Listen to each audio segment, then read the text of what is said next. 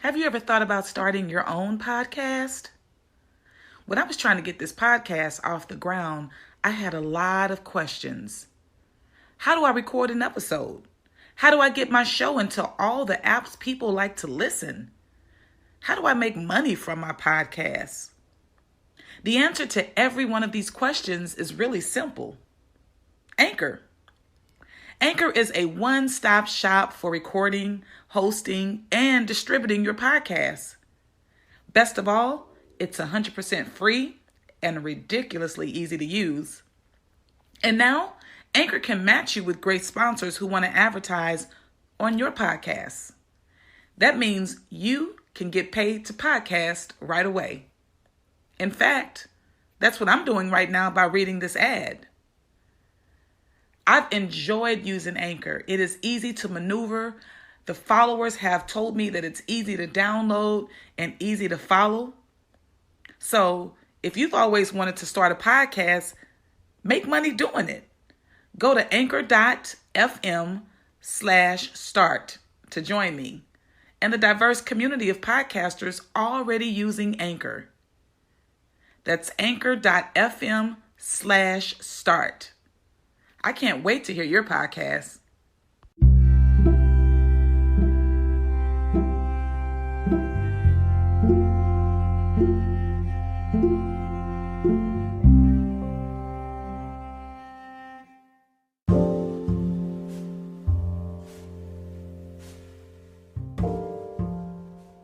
Welcome to the third episode of the Healing Poetic Expression Series podcast. I am your host, Keya Mcclain, and I'm excited to be back with you all yet again. This week, I want to talk about a subject that I wrote in my second book, The Depths of My Soul, Healed Through Love and Empowerment. I just want to share a time in my life where I felt lost. I felt empty. I felt depleted. And I felt like there was never going to be another side. I thought that was it. And so I want to share that time with you all. And then I'm going to share that piece out of that book. And I'm looking forward to some feedback from people. Leave me a voice message. Shoot me an inbox, a text if you know me personally. And let's talk about this particular piece, what it means. Did it resonate with you at any point? And did it help you in any way? Did it seem recognizable? And so I'm just going to go right into it. And then I want you all to just know and understand that as I talk about this particular subject, it's okay for us to have open dialogue and conversation about this because it's prevalent and it's so real in our communities. And so I just want to go right into it. So I can remember a time where I would just wake up sad and I would go to bed sad. The type of sadness that left me numb. And you become numb after being sad for so long. And I think that's what happened. I just started feeling numb to emotions and things that were happening. And other people were having emotions, but I wasn't.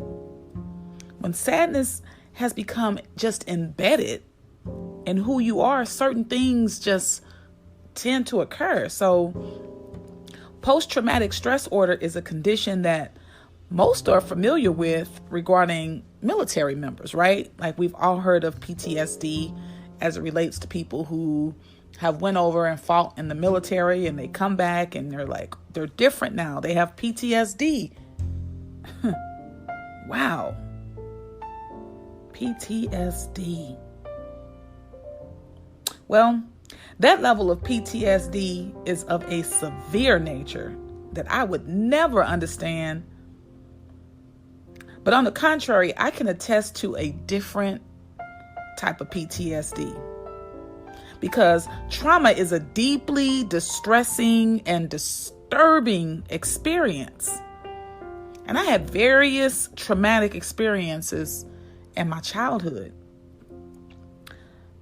Now, some were repetitive, like gang violence that I was a witness to, and just seeing police brutality towards people in my neighborhood and my family.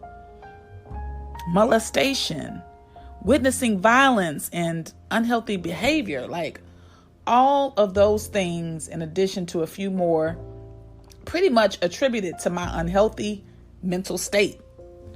And as a child, I don't ever remember hearing the word depressed. Like, I don't think that was said in my house. And if I did, I just don't recall it, either in my house or outside of my house. In fact, for a long time, that was my normal. To be honest, I didn't know that Black people could make great money outside of my grandparents. They were the only people I saw that had a comfortable living that I was close to growing up in my younger years. And then as I grew older, things started to change. I started to be exposed to different things.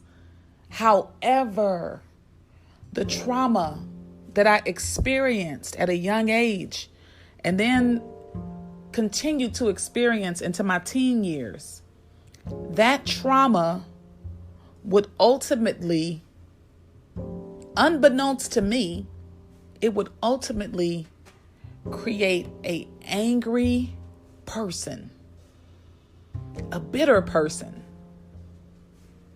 a hurt person, a damaged person, a person that lacked confidence, self-esteem,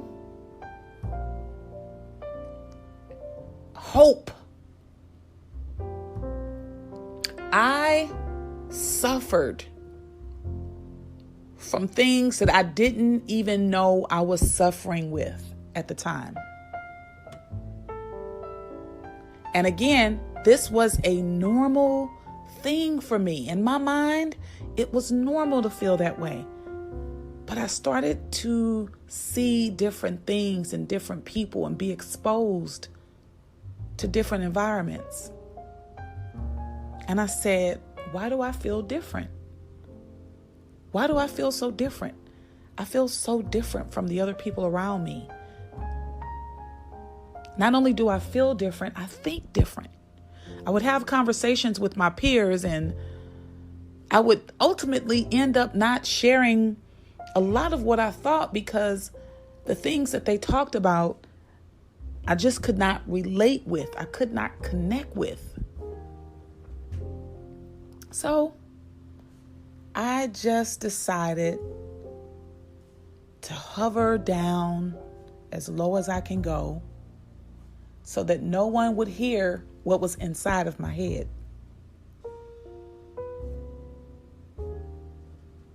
And I remember moments of a very deep sadness, a deep sadness that caused me to consider taking my life several times, a deep sadness that caused me not to consider anyone else